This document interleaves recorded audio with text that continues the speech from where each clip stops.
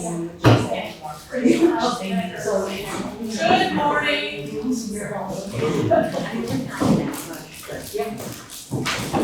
y'all doing? Listen, spring is sprung. I mean, absolutely, it seems like it was overnight, doesn't it? Yeah, there's good from winter. Oh, is it supposed to? Oh, yeah. I just ran down to Florida. I have my rental houses down there. I've been down there for a while. And so I went from this to warm to then, drive back up. And so I pulled in the driveway last night. I'm like, oh, the pear tree. And it really wasn't like for me because it's not 5 days, but it just really caught everything, it seems like. So, welcome everybody. I am Karina Stipp. I am a senior specialist realtor and host these seminar series. Today we would have had a social worker who would have come, but she was called into court at the last minute for a client. So the good news is a couple of times this has happened in really almost 4 years of doing this now. I've been able to cover the material and it's not been something like an attorney where I couldn't really speak to it. So I'm happy about that part. So we're going to talk about embracing change. And I think I mentioned I've just been to Florida. So when I'm there, I lived there for 15 years and have friends and neighbors that are all pretty much the same. So I went to visit my friend Mary, my neighbor Mary. And Mary lost her husband Harry a couple of years ago. She just turned 80. We share the same birthday. And just love Mary. So can't go without seeing her. And so she had been to a family party and had gotten food poisoning. So normally we would have gone out to eat and all of that, and that didn't happen. But she was recovering the next day, so I went by to hug her neck. And so we visited for a little while, and she started telling me about last summer when she's since Harry's passed away, he had a lot of stuff. And so Mary's really been working on decluttering. And part of that, she's redone some things in her kitchen. She's very neat. So she got up on the ladder. I know, you know where this is going, right? And she stepped down wrong, and she broke her ankle. And she didn't have her phone in her pocket, because, why would you need your phone in your pocket? And mind you, this is a rural area on a lake, and between houses, it's some distance. So no one's gonna hear her yell in her kitchen, from the next house over. It's just not gonna happen. And so I said, what did you do, Mary? She said, well, I scooted on my butt. She said, well, I just come from outside. I've been working in the dark, so I was all messy, so I couldn't go to the doctor like that. So she said, I scooted on my butt into the bathroom, and I managed to get the hose down for the shower, and I managed to take sitting on her butt. Yeah. Then she happened to have a grabber thing out in the hall. She grabbed that, one of those, So she takes that in the bathroom with her and gets in the medicine cabinet, gets some tape. She takes her ankle real good. And then she managed to scoot all the way to the front of the house and finds Carrie's cane by the front door. Then she could hobble out to the car. And she drove herself to the hospital. What happens in 911? Exactly. Well, we did have that discussion. I asked the same question, like, where in there do you not go get your phone and ask for help? But her daughter lives an hour away in, the next town over, and quite a ways. And the son lives, also probably 45 minutes away. And they're working. She doesn't want to bother them. So when she gets to the doctor, they said, you've got to call someone. We're not letting you leave here and drive yourself. And so then she bowed her head and said fine, and she conceded the point, and she called her son. So to me, that was a perfect kind of way to talk about. I see this, hear this on a regular basis. I'm in a lot of homes. And so the reason I wanted to focus on embracing change today was because I often see that, and this may not be you, this may be a family member, this may be a friend, it may be a neighbor that perhaps you could have a conversation with. Because what I see is that our brains don't catch up with where our body is, right? And that's, Mary hadn't, she's still, I can do it all. I can do it all. And she can do a lot, but I'm like, so you aren't doing the ladder thing anymore by yourself, you got to put the phone in your pocket and all that, right? Please tell me you've learned that lesson. Because how much worse could this have been, right? If she had hit her head. I don't have mutual money for device. Well, and It's better than a phone. you're exactly right. I don't know that she's at that point. Again, this is the whole point is, does your brain catch up with what your body is doing, right?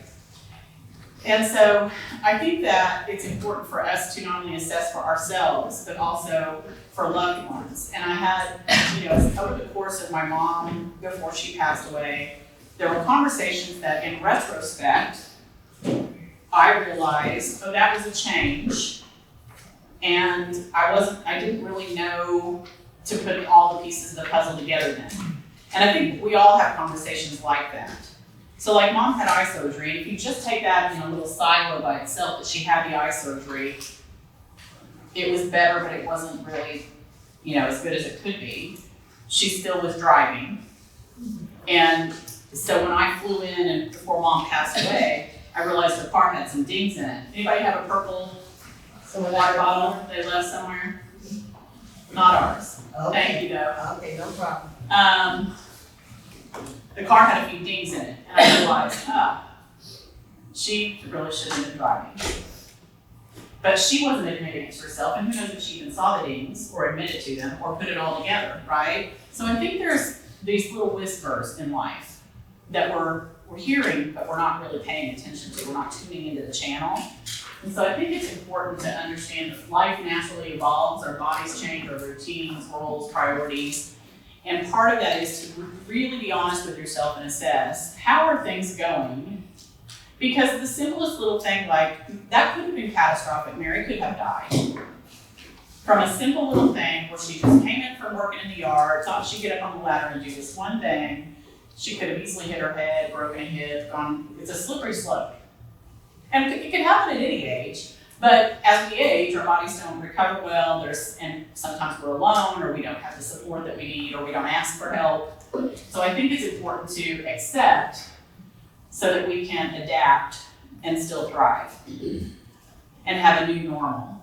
So it doesn't mean a loss of purpose. It means discovering new passions, deeper relationships, and meaningful ways to stay engaged. Who here, as I'm talking, has somebody or some circumstance in mind that you think, I know what you're talking about? Anybody? Marcia? Okay, I see several. Okay. Anything that in particular that you want to share?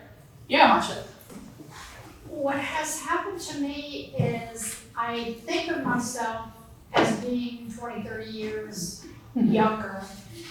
And I've always been a klutz. And I would fall and pick myself up and just move on, and there's no problem.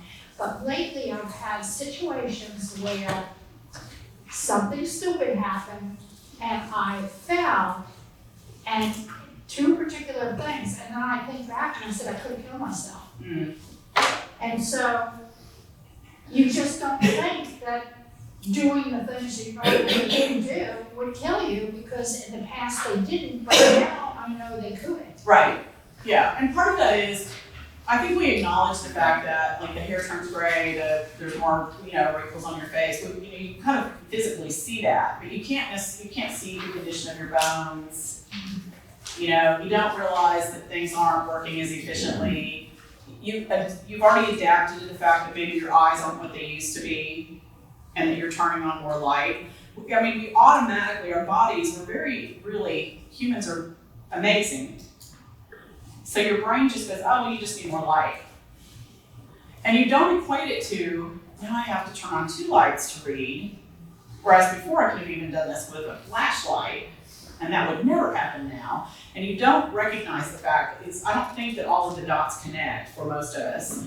That means that whenever you're walking, talking, doing other things, if you're not visually seeing things well, that all of the rest, it's a domino effect, right? You climb up on something, you don't see, you don't step well, or you are a klutz. I'm a klutz. Same thing. So, maybe I should start thinking about what are ways when I get older, grab the handrail, for instance. Don't just be, in fact, one of the changes at Mary's house, there's 2 little steps as you go. All of those lots on that road slope down to the lake, so the water, right? And so usually it's pretty gradual for most of us because it's Florida, nothing's very hilly. But in her case, from the front part of the yard, there's 2 steps at one point where you go down and then go to the house. And there's a rail there now. And I said, wow, the rail's nice. She goes, yeah, my son did that. I said, well, it's really sturdy, I shook it. And so, even those kind of conversations, like, would I have admired railing my 20-year-old self, you know what I mean? I wouldn't have even thought that much of it. And I do remember a conversation with my mom. She installed railing and she said it was for her friends. It's for her friends. And at the time, it didn't really occur to me, oh, wait a minute. And yes, she did have some friends that were struggling, but so was she. And so this was more for them than for her, right? Karina, I don't know if this is the time to bring it up, but you mentioned about not recognizing all the signs with your mom. Yeah. And I'm luckily still in good health, and my kids still think I can do everything. But I have friends who are still like me, able to drive and everything, and their kids say, oh no, Mom, you can't drive. Oh no, Mom, you don't do this. So it's like the kids see things differently. Some think you can do it all, and others think you can't do anything, even if you're on the same ability. Yeah. Well, and I think there is somewhat of there's distance sometimes, and maybe even as kids live around, you may just see each other at specific like holidays and family, gatherings that are birthdays and whatnot, special events. And so what I see, and those of us in the senior industry see in the spring, is that what happens is the kids come home for the holidays and they go, oh, reality check. Oh my God, Mom and Dad aren't doing as well as we thought they were. And so then all of a sudden, there's this dump of all of these people that the kids say, Mom, Dad, you gotta go, we gotta do something. And they put their parents, they insist they go into a senior living community, right? This is when they move, it's right after the holidays in the spring. That's when all of that shit is. And then I'm the one who comes behind and sells the houses. And so, and I have the conversations with the family, tell me what's going on. What's the catalyst, why are we selling the house, Oh, Mom, we came out for Christmas and, Mom was not doing well and she's in assisted living now. I can't believe Dad's been covering for her all this time. That's the other thing I hear. And they don't necessarily, maybe they don't even say covering. But what naturally happens if there's 2 of you in the home is that the spouse adapts for you. Especially if there's cognitive decline, what I see and hear is, so I had my good friend Sherry, her father-in-law passed away not too long ago. And the mother-in-law, they knew had cognitive decline, but they didn't know how bad it was because the father-in-law's doing everything. All the medicine, all the things. And all of a sudden, she's been fine in independent living, and then, no, we've got to have more support for Mom. So she ends up moving to assisted living after Dad dies. And so, fortunately, Sherry was a PA, she's retired now, but she had, she could recognize all of these things. The family came in, sat down with Mom and had a discussion and said, and she agreed, fortunately. But she did put up some resistance initially. And so then there were some things that were pointed out. Well, there's this, and this. Oh, okay. Maybe you're right about that. So physical changes, yeah, go ahead. I'm wondering what you think about the reverse though, where, and we've experienced this touring some of the senior facilities and that, where they say, well, you're approaching 70 or you're approaching 75, you shouldn't be doing that now. And there was actually one place that said that if they came in your apartment and they saw you had a step ladder, they would confiscate it because they don't want you claiming Wow. a light bulb or something. I'm just curious about what you think about stereotyping people and saying, you're of that age now, I don't want to see you driving, I don't want to see you climbing, I don't want to see this, as opposed to you recognizing it or somebody recognizing it through activity or observation. I think that is very common because people see a certain age and equate that with a certain thing, like a certain lack of ability. And I think that for those who are educate themselves about it, they understand better that it's more about stage than age. We've had this in a seminar before. We talked about not all 70-year-olds, 80-year-olds, 90-year-olds are created equal, right? You could have a 90-year-old who is running a marathon every other week, and there are. And you could have a 90-year-old who is gasping for breath and on all kinds of support. And there's so many factors that, there's genetics, there's the way they live, there's the way they exercise, eat, all of those things kind of factor into that, right? And so I think it's a dangerous thing to do a blanket statement for everyone. And quite frankly, if you feel comfortable on a step stool, if it's got some support, if you feel like you're running up and down stairs, you're doing all the things, then by all means. But have a phone, have a lifeline, have a backup, so that if something happens, at least you aren't lying there by yourself for the next 36 hours until somebody thinks to check on you, which is pretty darn miserable. So I think that it's important that you advocate for yourself and or your loved one, if it's maybe you're a couple and you're living someplace and people are starting to impose what they think that you should be doing. But I think those are all conversations to have. And I think one of the things that I see happen, so the sandwich generation, the kids, we have jobs, we have kids, we have all these responsibilities, and then we see mom and dad having trouble. And we think, oh, that's my responsibility now. I was raised right, I need to take care of my parents. So then that's where we charge in on the horse. We go, I'm gonna save you. Let me find you a safer place so that I don't have to worry and you'll be okay. But I have a week to do that because this is my vacation and I gotta get back to my family and my career and my this and my that. And I think I'm doing the right thing, but I'm really just shoving you into something. And so what I find, and I've talked about this, I'll go to a senior community and I talk to people that I've worked with and they love it.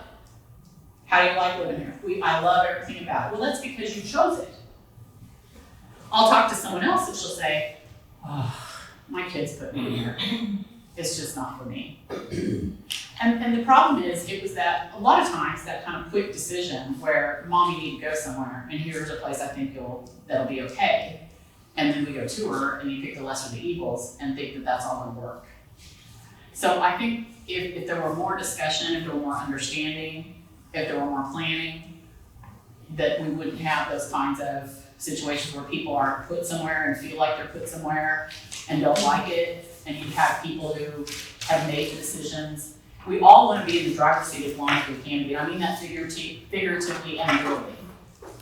What you said there is interesting because you do live in a 15-minute world.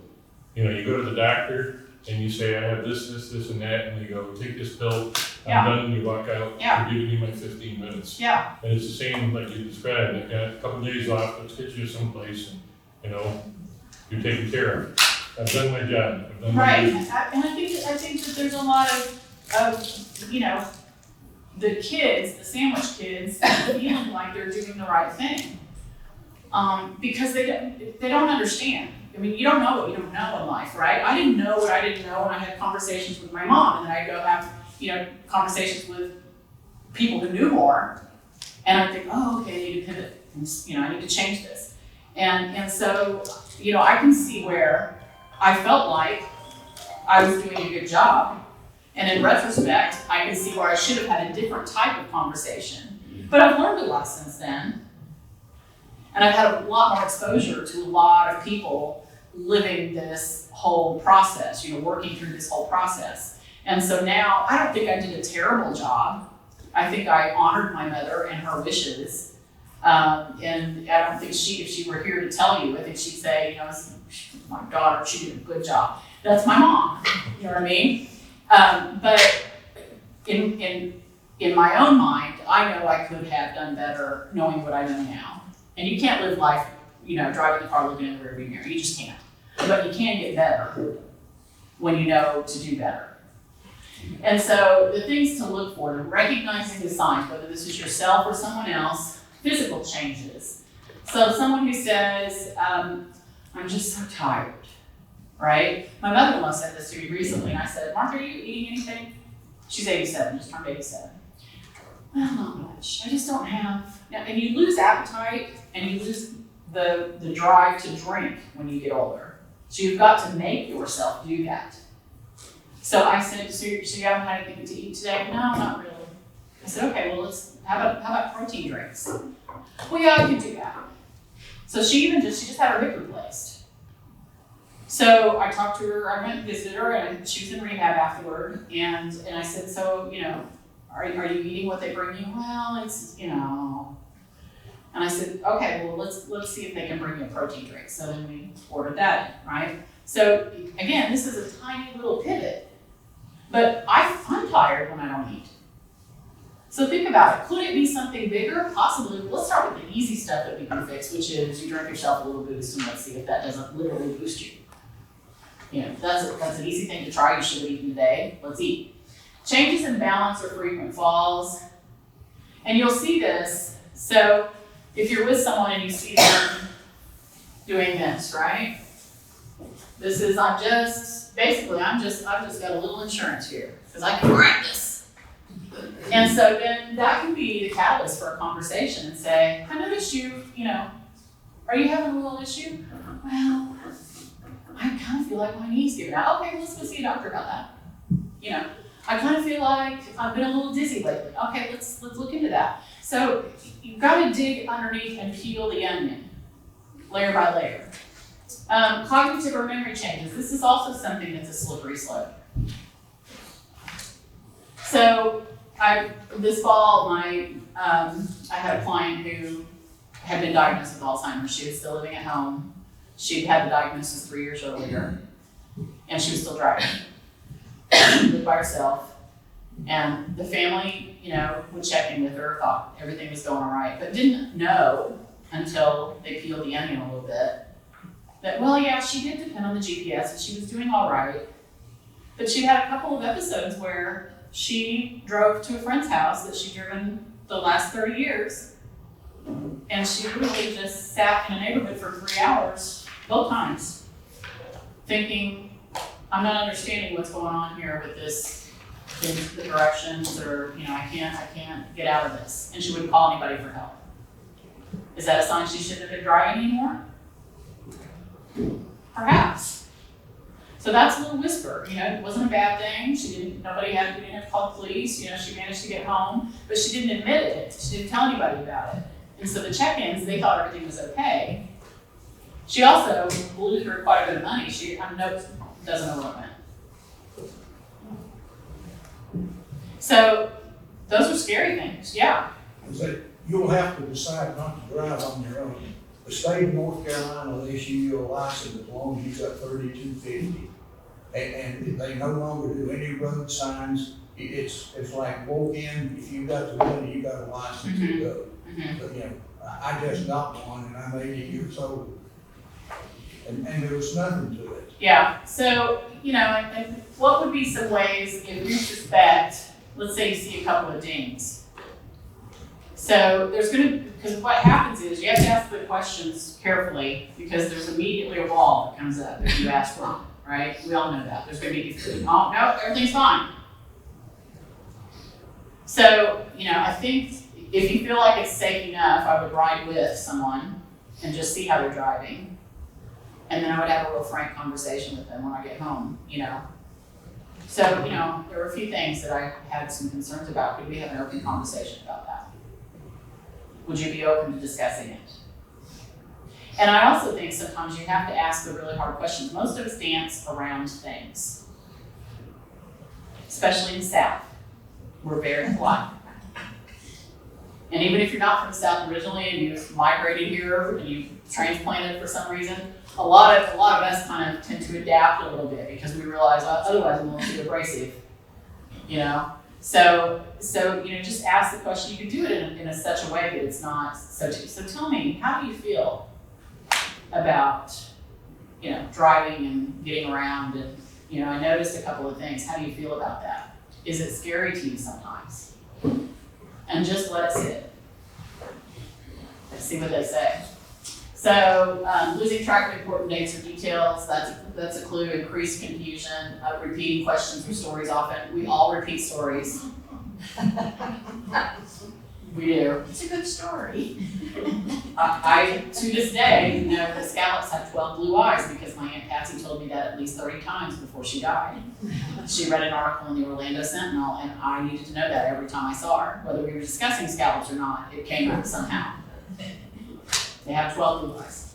So, did she have some cognitive decline? Yes. Was she an Alzheimer's patient? She was not. But our frontal lobe starts to have decline at 80, period. It just does, and that's logic. So the problem with that is, so my mother, I tried to have my mom had always been very logical. I'm very logical. And she was on chemo. So I thought I would have a logical discussion with my formerly logical mother that she was not being logical because she was 80 and she was on chemo. It was a double whammy. I talked to a counselor about it. He said, well, this is why she's not. Right here. Nothing. So it's important to understand that and to try to have a conversation. You may have to have a conversation several times, several ways for people to really accept that. Social and lifestyle changes. Sometimes people just, and this is something I see with my mother-in-law, it's just too much trouble to go places now. So in rehab, I have the discussion with her about, she's a Tar Heel fan, whole family's Tar Heel fan. Sorry for anybody who's due her Wolfpack, it's not my fault. So we have the discussion about games, and she's always loved sports. And she has gone, over the years many times. And she said, it's just easier to watch on TV now. It's just as fun for me. And so this is a little, we'll just slide down the slope a little bit, right? Because it's just too much trouble. Reduce contact with friends or family and difficulty managing daily living skills and responsibilities. I can tell you this, if my mother-in-law didn't play cards 4 times a week, I would be banging on her door. Because that is high importance. She doesn't answer the phone. If you call from 1 to 3 on card day, nobody gets through. No discussion, nothing. But I'm thrilled that is so important to her because she's having all of this social interaction, that whole group of ladies that she lives with, they love each other, they support each other, they do for each other, and it's good for her. She lives in a community. And that keeps her mind sharp. So that would be a huge red flag for me. And so there may be something like that a loved one or a friend or neighbor may be doing some things like that. So if you are seeing and hearing some things like that, that needs to be let's have a great conversation about it kind of thing. Go ahead. Unfortunately, men aren't as friendly or do social things like women do. Right. So when I'm out doing my social things, my husband's sitting at home doing whatever he's doing. Yeah. I would think that it may be more subtle. Maybe they're not out in the workshop anymore, if that was a thing. Maybe they're not, they don't care about watching the football game. I would look at some of those kinds of things. Are they eating normally? All that kind of thing. Can you have a conversation like you always have? Okay, so those would be some red flags for me if it were someone who's not very social. Because you're right, there are people who aren't going to be out and about social butterflies, but there's still something that's always drawing. Are they reading? Is it somebody who always reads a lot? So then if it's something I'm interested in, what I would do is say, tell me about the book you're reading right now, right? And again, what you're wanting, the reason why you use tell me or share with me, because that is an open-ended question. You don't want a closed-ended question where you get a yes or a no. You want them to expand upon things so that you get more information. Because the more information you have, the easier it is for you to decide, is this normal? Are they acting properly? Are they interested, engaged, all of those things, or is there some kind of decline that I need to be concerned about? Behavioral and emotional changes, increased worry or anxiety, someone who's overwhelmed easily and they've always been very calm and together, that would be a concern, and loss of motivation or interest. So, and we just talked about some of that, right?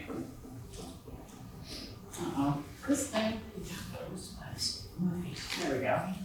How things used to be. Anybody from the South over here? I used to could.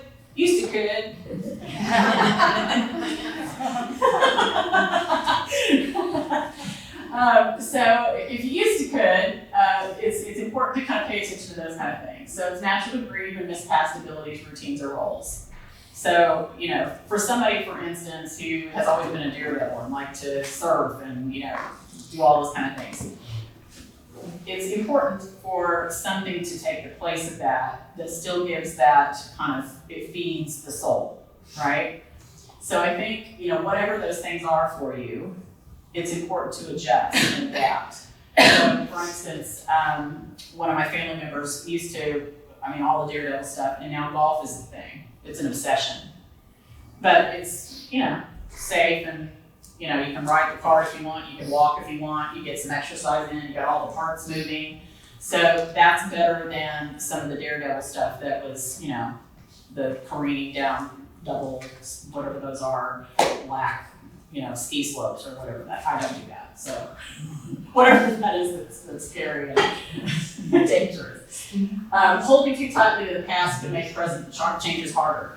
I think the people who adapt best are the ones who age more gracefully and who enjoy their retirement years.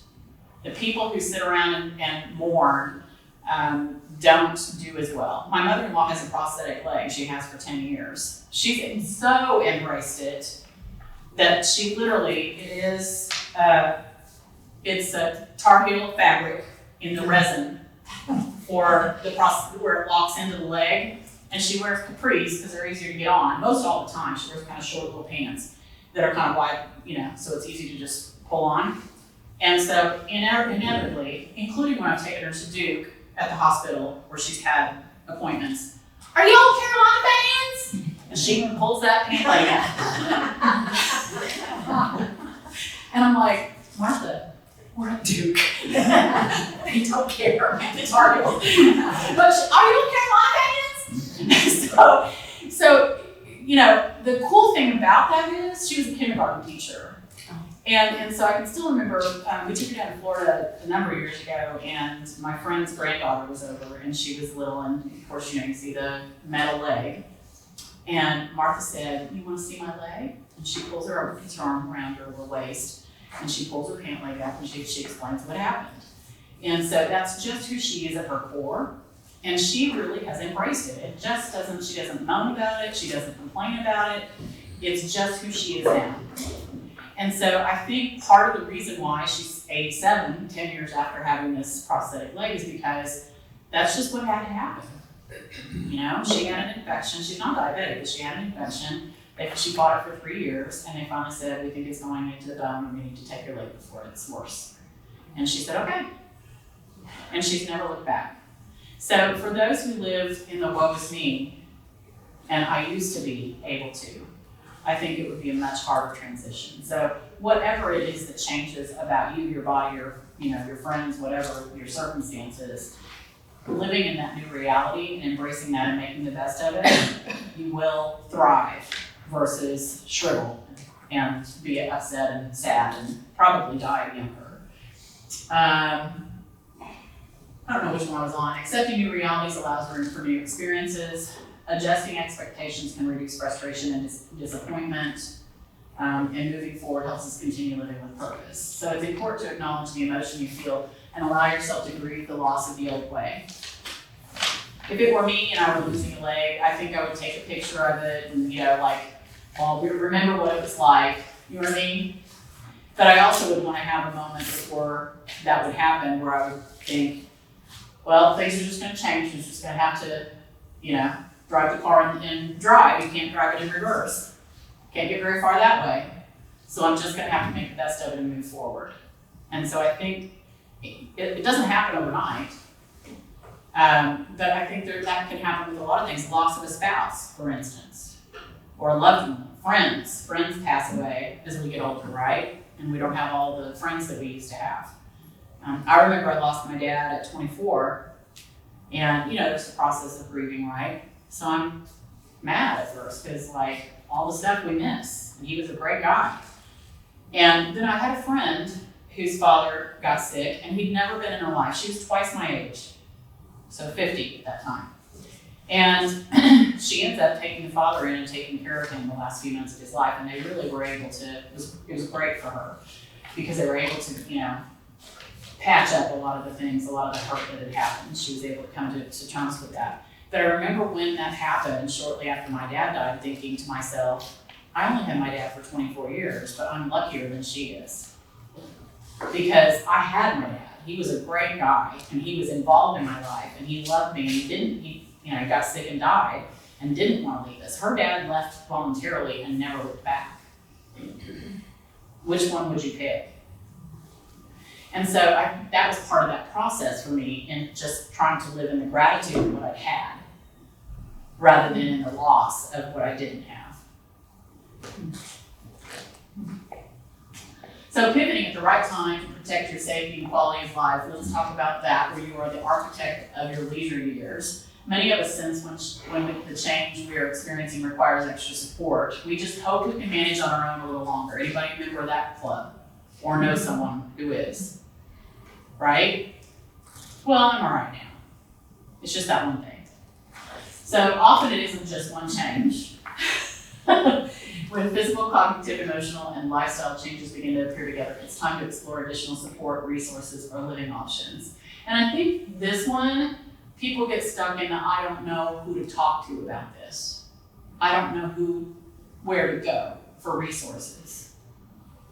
And so it's important that before this happens, you start to identify, where would I go for resources? Who's somebody who knows all the things, or knows the people who know the things? So that you have that in your toolbox when you start recognizing, I think we need to have a chat about this, and you get the right support.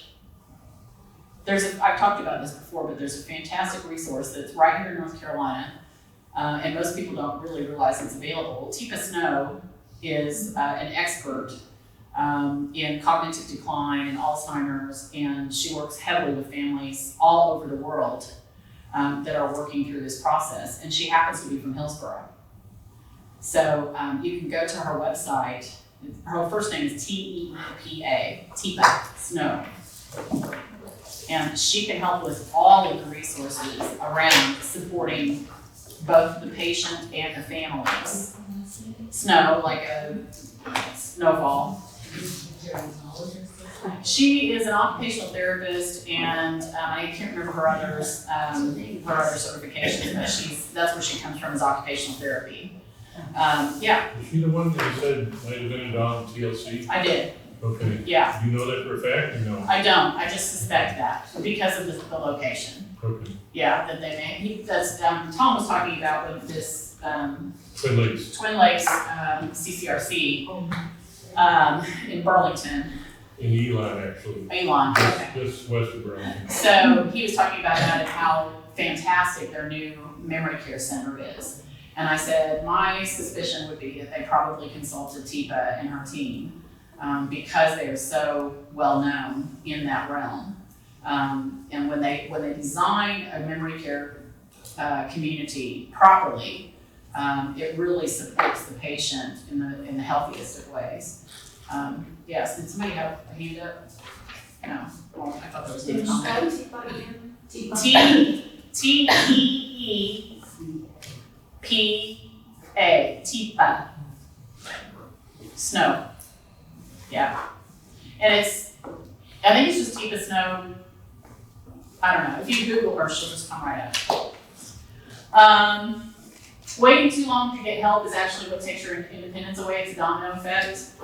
I think we see this with a lot of people. We realize more in retrospect, right?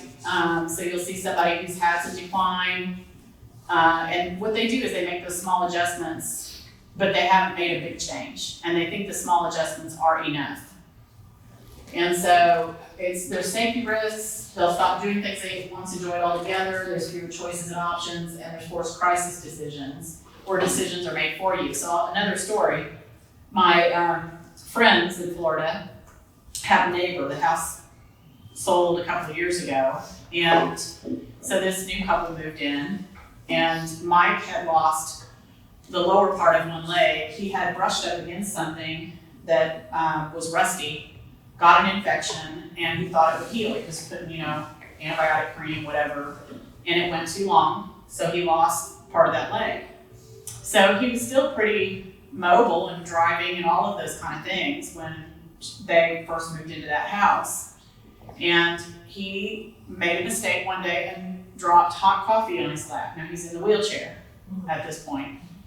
And he let that other leg go to the point that he now has lost it. And he was so stubborn about it that Tammy was over at their house. And she'd been over there and she said, Mike, you've got to do something about this. It's, such and such coming and she's dressing. She's handling the dressing on the wound. It'll be okay, it'll heal up. He's not diabetic, by the way. We didn't find that out this time. So Tammy finally, she went over, I can't remember why she was over there. I was with her just this last few days. We went and got his groceries, we went and got her medicine. She's got some cognitive decline, so we were running errands for the neighbor. And when I first arrived, he had a probably this long, big red spot on his wrist. And so this whole thing became this long discussion because I knew the story already. And so when we went over to visit him, I think when we went to take groceries, I was helping her unload. And so I stood and talked to him for a while. And so I'm looking at this spot on his wrist. And he goes, you keep looking at my wrist, why? He puts it behind me. And I said, well, I'm just worried about you, Mike. You're living with the evidence of, leaving wounds too long. You can't say that, but, that was kind of it, right? And so then we got someone else involved. He went over and looked, and he was instructed to ice it. It did go down. He had hit it wrong. And so the swelling went down. It wasn't as red. And when I left, it was actually normal. But, that's someone who, he should have made small adjustments. He should have acknowledged along the way. And I don't think he'd be in the condition that he's in. But he's one of those who just blows it off and thinks, oh, it'll be fine. And part of it is he's worried about the wife. She has some issues. And so he's busy being a caregiver.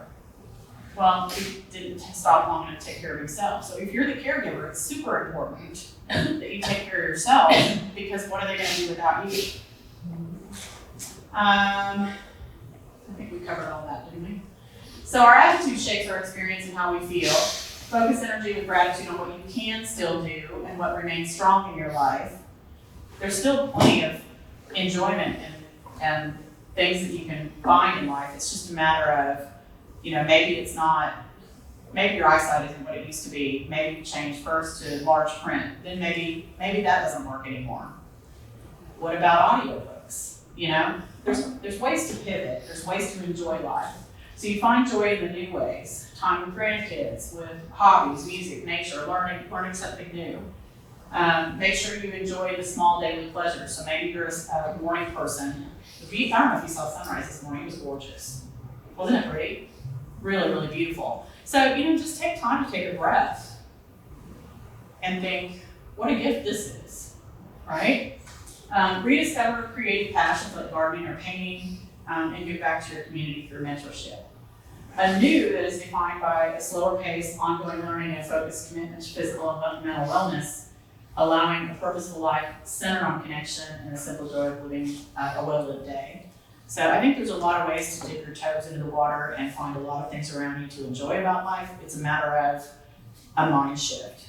The brain is an amazing thing. Think about people who survive against all odds. Think about Auschwitz and the stories that you hear about the people who come out. And the ones who survived are the ones who had, there's a lot of things about the Holocaust, but there are many people who survived, and it was about their mental. There was some luck, there was some things that happened that they weren't the ones chosen, because some of that you couldn't avoid. But there also are stories about people who literally just focused on when I get out, when I'm going to move on, and finding something to hang on to each day. And so I think there's stories like that. If you look at people like that and mind over matter, and figuring out ways to adapt and make a life the best you can, you can still get a lot out of it. Any questions or comments? You guys are quiet today. There's a lot to think about, right? That's the whole point of this, is to start thinking about this, and not just for yourself, but for those around you. And to try to have those conversations that get other people thinking about, well, maybe I should take care of myself. Maybe I should make a change. Maybe I should consider some different ways of having a safety net, right? I think a lot of people don't have the right safety net in place. Yeah. For me, what I've discovered, what helps, if I can feel acceptance and understanding. Because if you don't have acceptance, then you're fighting all the way. But if you can just say, okay, I can accept this is real and this needs to be addressed, whatever. Yeah. Yeah, it's my client that had Alzheimer's that moved into the senior community.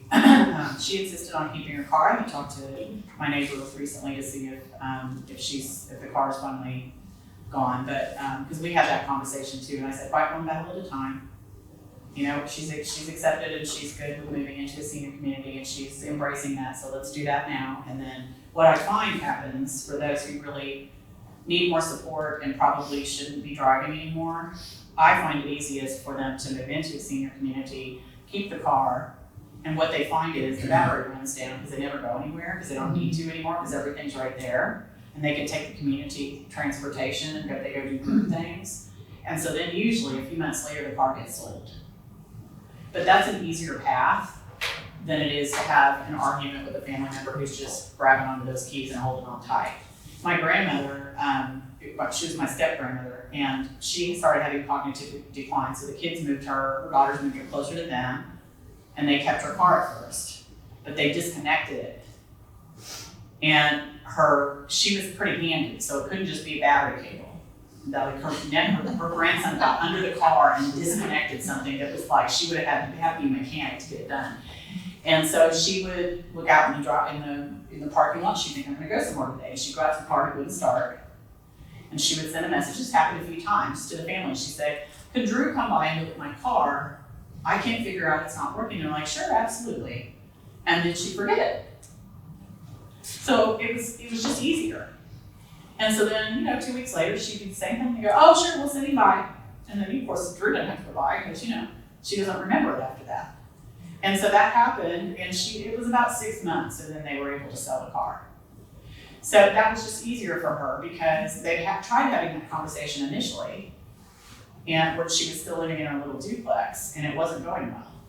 And so, what's a different way that you can make this work? My mom, probably 2 months before she passed, maybe even just a month and a half, her friend Jo, she was staying with Mom at that point. The last couple of months she was there full time. And Jo calls me, and Jo gets riled up easy. Granny, your mother, she's all insistent that her driver's license is going to expire. She needs to get all this stuff together to go get the new driver's license, and she can't find her birth certificate. She's all upset about it, and I just don't think she should even be driving. I said, well, Jo, aren't you driving? All the time anyway? Because she's not feeling well. She goes, well, yeah. And I said, so let the state tell her that she can't drive anymore. I don't think she'd pass the eye test. So I said, if she can get all the paperwork together, just let her go take the test.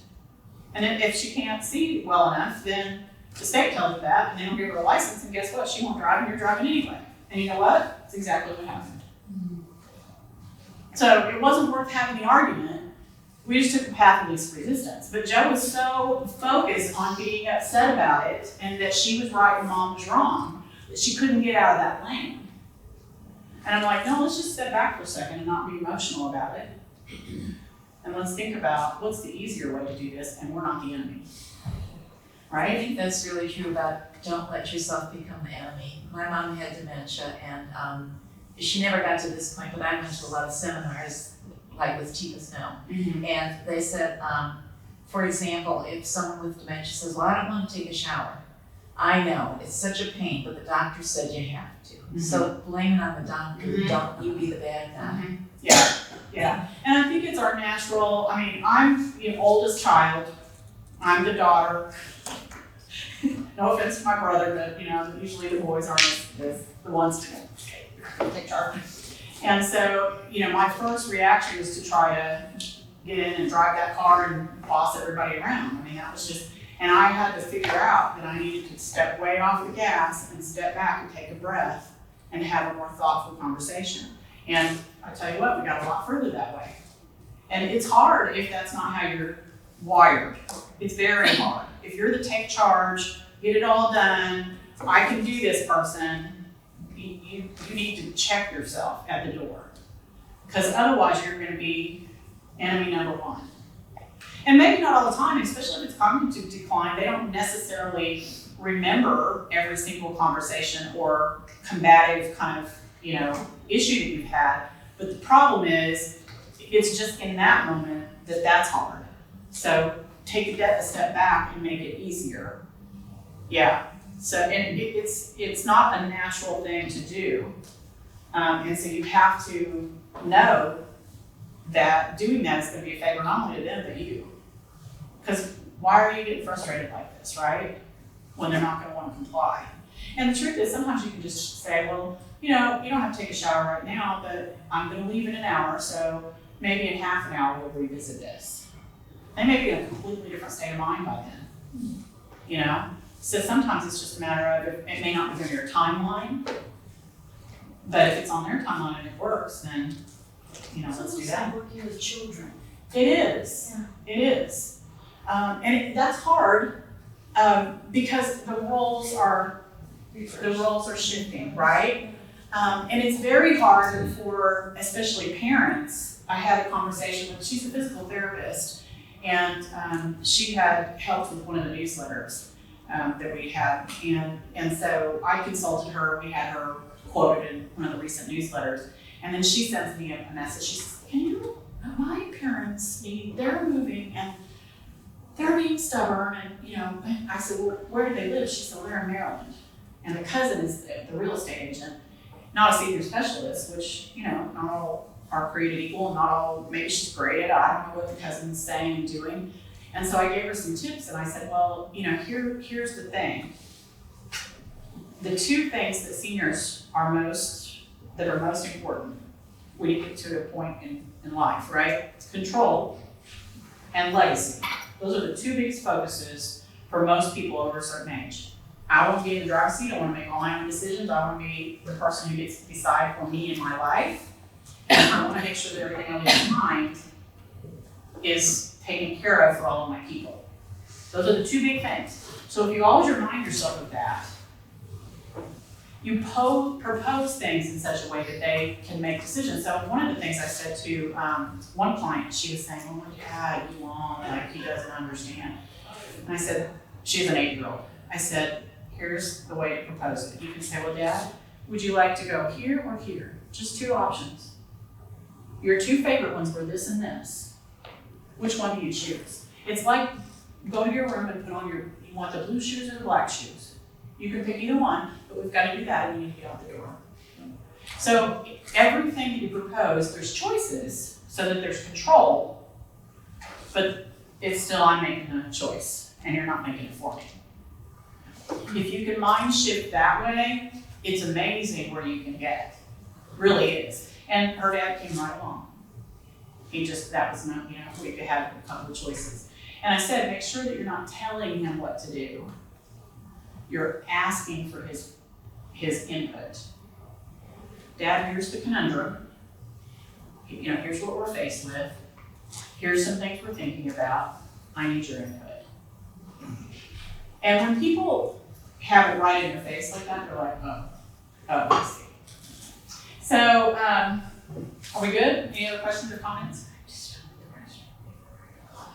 So next month we have Dementia and Alzheimer's, tools and resources for patients and their families. And I think even if this is something that you don't have right in your immediate circle, this is not a bad seminar for you to come to because you may be encountering people who are having cognitive decline, and this will give you some tips and tools to help work with them or talk to them, or maybe your neighbor, maybe someone out in public that you've encountered.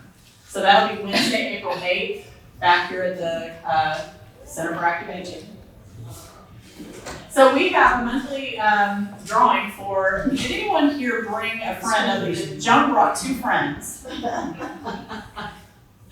So did anybody else bring someone who's brand new to the seminar? If you do, you get an entry into a drawing for a $100 gift card. And this is Joan's second week in a row.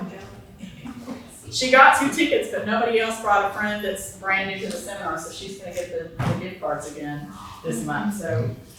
You're welcome, congratulations. Thanks. I didn't even have to do a drawing, it was just a shoe in. So remember that if you bring anybody to you. Downsizers Club. Oh, that didn't get changed.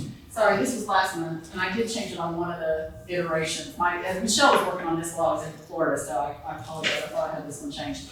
So we're gonna talk about, there's a lot of checklists for one of the resources that I've been reading. So I think we're gonna talk about that and implementing some things with those checklists. And that's next week, Wednesday, March 18th, back here at 10 a.m. So that's the Downsizers Club. And I don't want to forget to mention, there's a feedback form there, if you would fill that out. If you're not currently receiving the monthly newsletter and you would like to via either email or snail mail, this is this month's copy about embracing change. It's here on the table. So we can send that to you. And if there's any ideas that you have for future seminars, I probably need to start working on July on, because that'll come up on me faster than I know it. So I'll be working on the subject for the next half of the year here pretty soon. Let's see, I don't know if I have the others. Oh yeah, there's a Lifestyle Expo. This will be at the YMCA in Wakefield, and that's on March 25th, 10 a.m. to 1 p.m. It's usually busiest at 10 a.m. They do provide lunch, which is pizza, just so you know. And there's a lot of freebies there. So they have free health checks, there's free giveaways, all kinds of things. So just straight down Falls of News, and then the YMCA is right back in, kind of across from where the food line is there, if you know where that is. We have another community tour that is planned. The next one that's coming up, and we'll send out an email about this, is Tuesday, April 7th. We actually have one tomorrow, but we've already finished up that list. And the one tomorrow is, where are we going? Wake Gardens at Wakefield. So tomorrow, Briar Point is in Morrisville. And Michelle will be sending out an invitation for that. So if you'd like to carpool, and she's RSVP by March 31st to claim your spot. Okay? So when we do these tours, there's lunch included. You get a chance to see the senior community. It's free. Yeah, and it's good for you to kind of see different places and see what it's like. We'll continue to have these throughout the rest of the year, and we'll include some CCRCs. We're still working on beyond like July. Okay, that's the last one. Oh, a coffee cafe I'm back there on April 1st. So if we don't see each other enough, you can stop in and see Coffee Cafe. I'll be here too. Because from 10 to 12, no fooling. It's on April 1st. Thank you all again for coming. Yeah, Barbara. You have another tour, don't you, in Arena, and that's. Arena is in May. And I'll tell you the date. You haven't been on RSVP for that yet. No, we don't have that one out yet. Okay. May 4th is Arena. And Walterwood Lake Boone is June 11th. Yeah. And then I think she's still working on July. March is tomorrow, and it's at Gardens at Wakefield. That's probably the March 25th is the Senior Expo. It's on a Wednesday, so that's 2 weeks from today. So next week, Wednesday, we're Downsizers Club here. The following Wednesday is the 25th of March, and that's at the YMCA, the Senior Expo. And then the next Wednesday is April 1st, and I'll be here with Coffee Cafe. So, I don't know how they've all been Wednesdays, but everything's Wednesdays for me, so that's the way that is. Okay, any repeats? Anybody else need another slide? March 25th? Yeah, it's a good event. If you go to the YMCA, go in, and it's back It's on the lower level in the gym. Oh, okay. Yeah, so if you go straight in from the front, you can take the elevator or stairs down, and then we're right there. Big. Yeah, it is, it's pretty good size. Yep. I've got, another one I do at the Terry YMCA in October, and then I do one, at the Hindu Center in, I think it's in June this year. I can do either. So if you give me whichever and ask for the newsletter, just check yes. Oh, really?